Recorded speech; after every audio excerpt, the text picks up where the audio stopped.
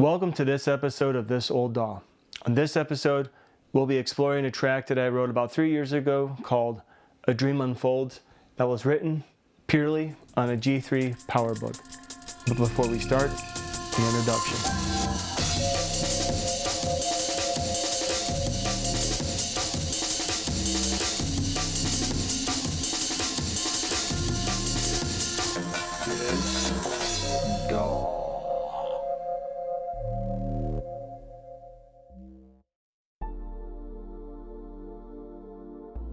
So it was around 3 years ago at the end of 2022 when I wrote the song A Dream Unfolds.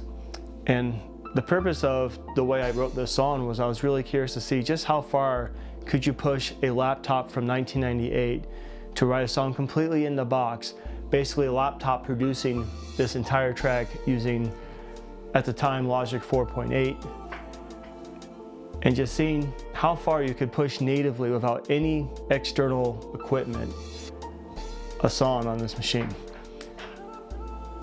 Now this track basically features about 3 audio tracks and 1, 2, 3, 4, 5, 6, 7, 8, 9, 10, 11 different ESX24 samples.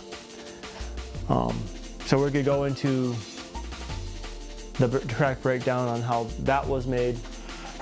And just some of the other things I've gotten more recently is I've gotten a copy of Turbo Synth. This is a physical copy of Turbo Synth. The discs are,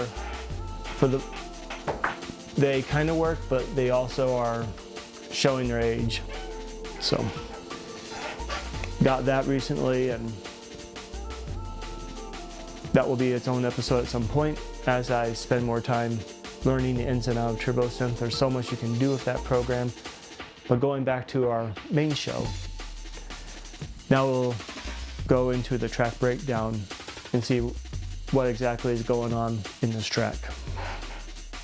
So now we're in our project session. This is the session that we have pulled up on the screen.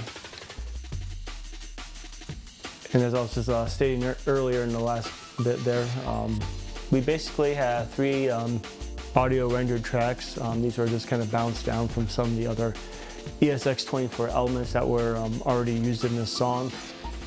Basically did this to conserve what minimal CPU specs I have to work with on this machine, which when you're talking a 266 megahertz G3 processor, you don't really have a lot of native computing power to work with. And so, in addition to not having any additional DSP to work with, you're really having to get creative with what little resources you have in this environment.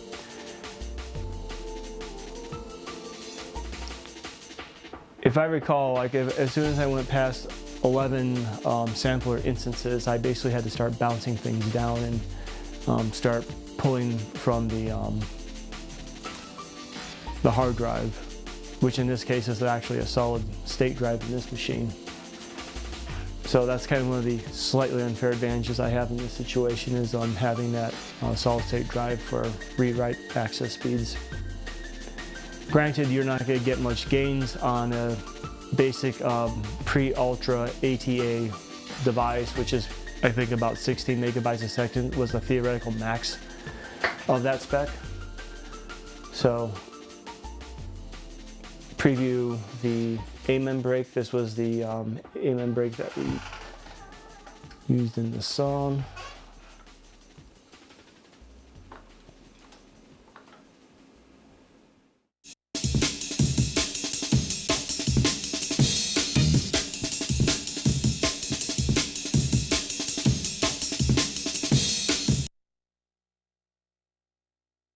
So pretty much didn't get too crazy with the Amen in this song. I was mostly focused on working with the limited resources of the machine and just kind of seeing how far we could push it that way. And then we have our 808 bass.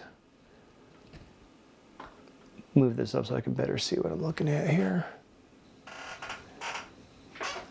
And then this is the 808 bass line that accompanies this track.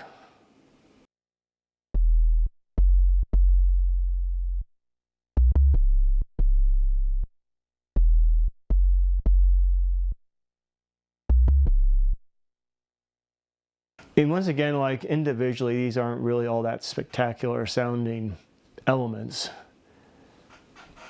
But as it progresses and things get layered, it takes on more shape.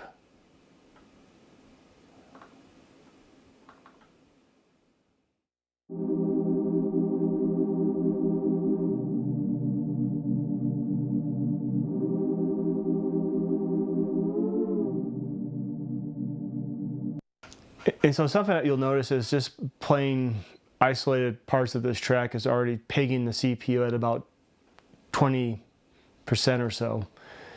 And so you really see just how limited our CPU power is here. And basically TR-909s for the crashes and the reverse elements.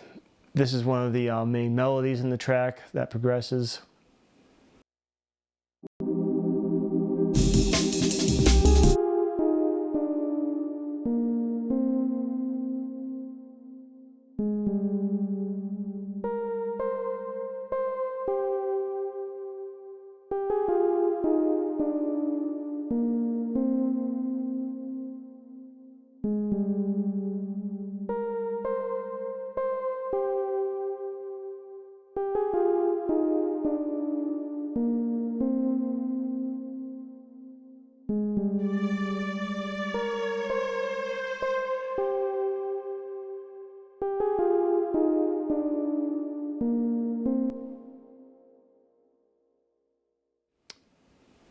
And I think for the Amen time strikes, basically all I really did was just stack two of the same thing together for the effect. And so it's not really a time stretch, but rather it's just a phased Amen. One of the things I forgot to mention earlier is we're using an RME hammerfall for playing back the sound. Originally I basically produced with just the built-in sound on this machine, but just for ease of connectivity for the stream, I'm using the Hammerfall DSP multi-phase for this. And so one of the other things you'll really notice is that this track is really Spartan when it comes to its effects processing, which basically all we really have is a silver reverb bus, goes into a silver compressor, going into like the lightest versions of like stock Logic effects that we can find on this machine just for the sake of CPU efficiency. And so now that everything's been kind of broken down on an individual basis, now we will play the track in its entirety.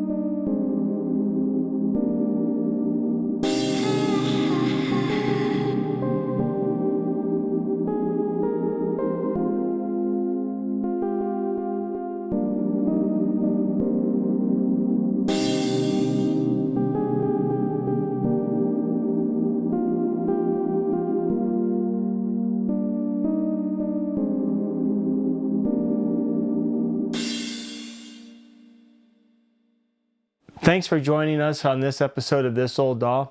If you like what you saw, don't forget to hit the like button. If you want to share this with others, please feel free to share this with whoever you think would be interested in this kind of content. If you've got any questions or comments, please leave those in the comments below. And once again, thanks for being here, and we'll see you next time.